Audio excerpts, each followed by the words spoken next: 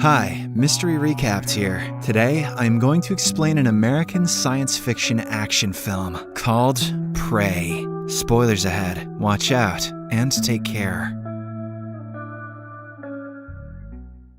The movie is set in the northern Great Plains during the early 18th century. This is the period when European settlers had already colonized most parts of the country. They looted the resources, killed the local natives, and destroyed the forests to build cities. At the start, we see a young Comanche girl, Naru, who enjoys hunting. She has a well-trained dog named Sari, who appears to be extremely loyal to her. One morning in the forest, Naru is practicing with her axe when she notices a deer. She decides to hunt it down. But a loud thunderclap causes the deer to flee. Not willing to give up, Naru and her dog pursue the deer with all their might, but still, they are unsuccessful in capturing it. During the process, Sari's tail becomes entangled in a bear trap, causing him extreme pain. Luckily, Naru quickly comes to his rescue. Once she frees Sari from the trap, she also applies some natural remedies to his tail. Let me just rub some berries on that shit there. After this, the two prepare to return home, but just then, they hear a loud noise coming from the sky. Naru immediately goes to investigate, and when she reaches a nearby cliff, she sees a large alien ship flying through the clouds. Must have accidentally inhaled some of those berries. In the following scene, Naru meets her brother, Tabe, who is an excellent hunter. In fact, he is regarded as the fiercest fighter in the entire tribe. Whenever they go for a big hunt, Tabe is the one who leads them. Naru shares with him that she saw a thunderbird in the sky earlier. She also expresses that she is ready to join him in the upcoming hunt. However, Tabe does not believe that she is prepared, saying it is dangerous. Following this, Naru returns to her mother and assists her in preparing some medicine. As she is sharpening her axe, her mother inquires as to why she wants to hunt. Naru responds that she is as skilled as the others because she uses her intelligence more than her physicality. However, even her mother believes that she can't hunt. This proves that the Comanche people do not think that their women are capable of hunting like their male counterparts. A few moments later, Tabe arrives with a hunted bird for food, but Naru does not appear to be pleased with it. On the other hand, a dangerous-looking predator jumps out of the ship. He has extremely advanced weapons on him, like lasers, thermal vision, and also the ability to become invisible. To give us a brief demo of his abilities, the predator walks into the forest and effortlessly kills a giant snake. Elsewhere, while gathering herbs for the medicines, Naru notices the men making their way into the jungle in order to kill a lion. When she learns that the lion has captured one of their men, named Pui, she decides to join them. As expected, the men refuse to let her come along, but when Tabe vouches that she can help treat the wounded, they agree. Soon, the search begins, and Naru guides everyone using her so-called intelligent brain. They wander around for hours and ultimately find Pui, who is in a brutal condition. Naru immediately provides him with medications and herbs, saving his life. After the successful rescue mission, everyone prepares to leave, but Tabe is adamant on hunting the feral lion down. So he instructs the other men to carry Puhi back to their camp, while he goes after the lion. However, Naru is somewhat skeptical, because lions normally finish off their prey instantly. They do not just leave them to suffer. So she asks to join him, but Tabe declines. On the way back, Naru discovers the dead and gutted snake, as well as the predator's footprint. The other men believe that the footprint is that of a large bear, but Naru is confused as she has never seen one this size before. Hence, she decides to go back to Tabe and warn him about the same. A member of their camp named Paka also joins her. Soon after, she meets Tabe and tells him everything, but he too believes it was a bear. Following this, the three of them set out to hunt the lion. Naru suggests placing bait and taking a position on a tree to effectively attack the lion. After a while, she, along with Paka, climbs a tree, while Tabe places the bait and hides behind some bushes. The plan works, and the lion arrives on the scene, but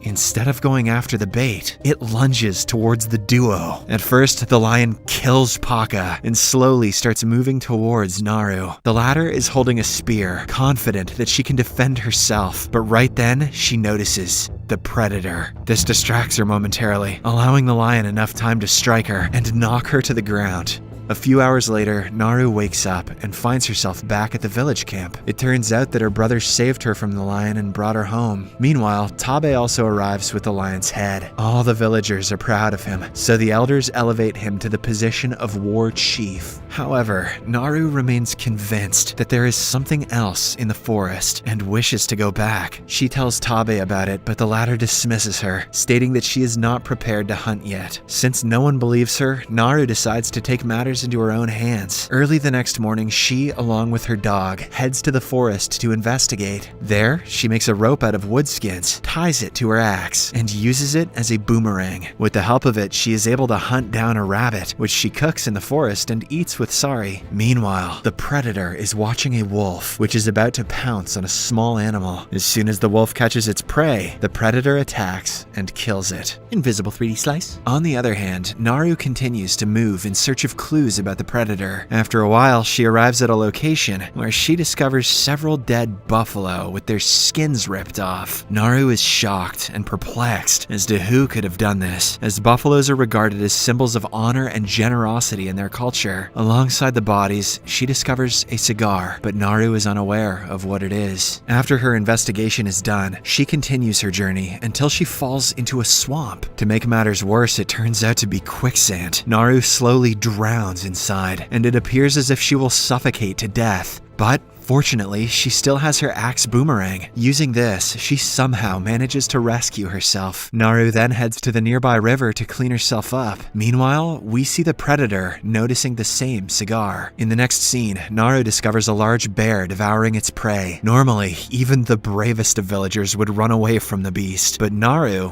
has a point to prove. She wants to kill it and take its head to the village as a trophy. Unfortunately, at the last second, her bow breaks and the bear notices her. Now, with the tables turned, Naru runs for her life and eventually hides beneath a beaver dam. However, the bear, using his incredible sense of smell, tracks her down. It is about to devour her when suddenly, the predator arrives at the scene and attacks it. The two beasts then get into a fight, but the bear is eliminated within seconds. Witnessing this, Naru is taken aback, and she immediately swims away to save herself. The predator notices her, but doesn't react, believing she is no threat to him. Even the invisible aliens are sexist. Following this, Naru arrives at the shore, where she is approached by some men from her village. It turns out that after she went missing, Tabe directed his men to look for her. Naru frantically explains to them about what she saw, but no one believes her. Instead, they ask her to return to the camp. When Naru refuses, they apprehend her and tie her up. Meanwhile, the predator appears to be watching them from nearby. Using his advanced technology, he has marked their weapons. Shortly after, the tribesmen hear the predator's roar and notice some movement in the bushes. Scared, they take up their positions, and one of them fires an arrow into the bush. Then he slowly moves forward to investigate, only to discover that it is just a rabbit. This cracks up all the men, and they make fun of Naru's fear. But just then, 3 lasers point at the man's body, followed by metal arrows, killing him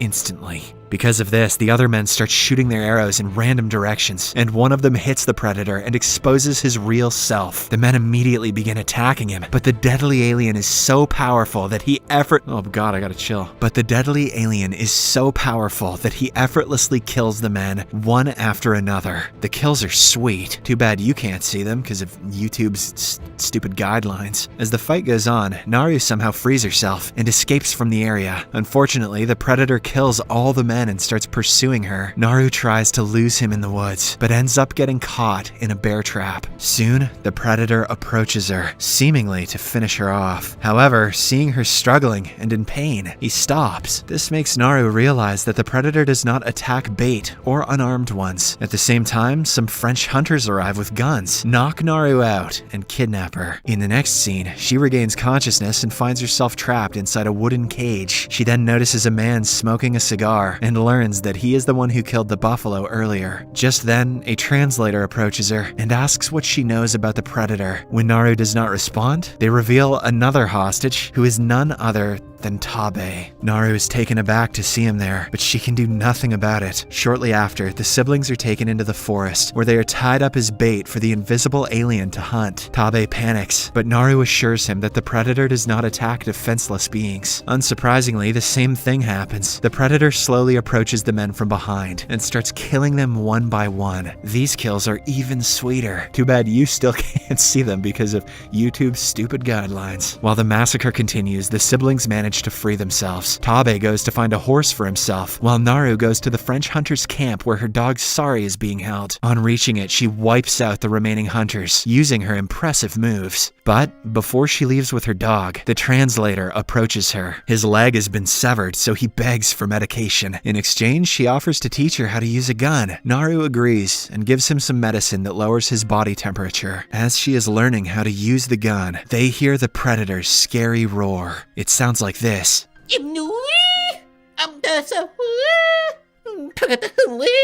So, Naru immediately hides behind a tree, while the translator pretends to be dead. Surprisingly, the predator isn't able to locate the translator because of his low body temperature. This makes Naru realize that he has a weakness after all, but the predator makes up for this rare weakness with his intelligence. He steps on all the corpses one by one. Most of them do not respond, but when it's the translator's turn, he screams in pain. Realizing that the human was only pretending to be dead, the predator kills him in a flash. After this, he spots Sari and aims his laser at it. However, as he is about to shoot, Tabe arrives out of nowhere and attacks the predator's head, causing his helmet to fall off. As a result, the laser present in the helmet points and shoots the tree rather than Sari. Seeing this, Naru realizes that the metal arrow is following the laser points rather than the enemy's location. By the time the predator retrieves his helmet, Tabe attacks him. Surprisingly, the tribesman goes toe-to-toe with him and even manages to land some impressive shots. This annoys the predator, so he finally becomes invisible.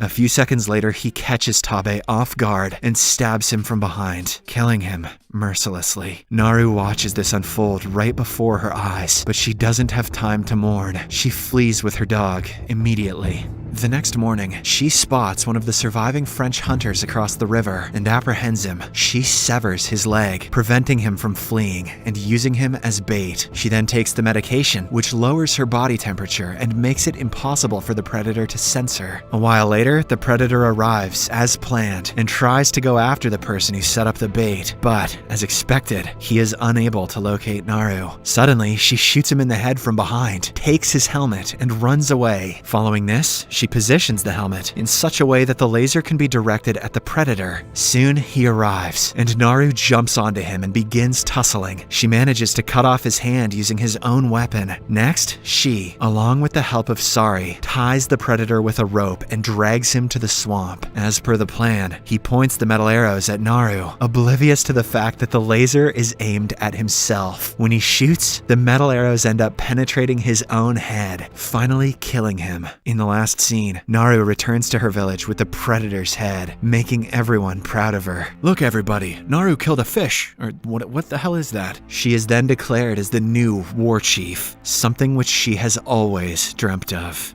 Subscribe for more videos like this, turn on notifications, and leave a like to help the channel out. Thank you for watching.